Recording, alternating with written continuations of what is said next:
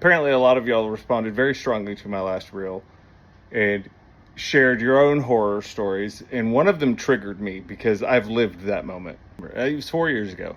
I was working on a project and we'd been months of prep and design and conversations before we even pulled the trigger and started work on this project.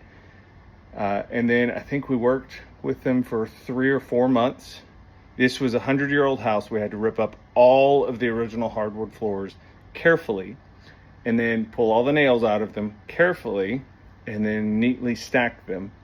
And then we had to basically replace the entire subfloor. And then we put the original hardwood floors back together. And I'm telling you, that was a jigsaw puzzle like no other because they were already cut.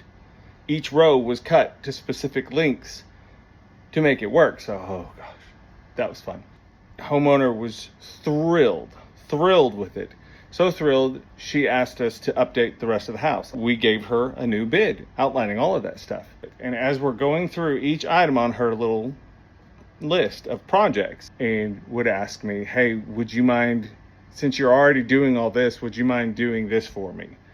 She had a whole list of things she wanted me to do for free. And granted, they were minor things like switch out a lock, switch out a light fixture, can you touch up, paint this door, just little things, but a bunch of little things. So we bought the materials for it and we started work on it. And then she emailed me and she said, hey, I've got a renter that wants to do some of this work for free in exchange for rent, essentially. Said, so can you forget about all these paid projects that we still have left? And can you just focus on doing those free things, the minor things? Said the only reason I agreed to do these things for free is because you were paying me to do these other things. So if you're saying now you no longer want to pay me to do the paid projects, then essentially you're asking me to just work for you for free. I said, I was comfortable doing the small projects because I could absorb the cost into what you were paying me to do the larger projects. If you're not paying me, I'm not going to do those smaller projects because I'm losing money at that point. That didn't sit well with her. So I packed up my tools and we were done that day. And I'm out.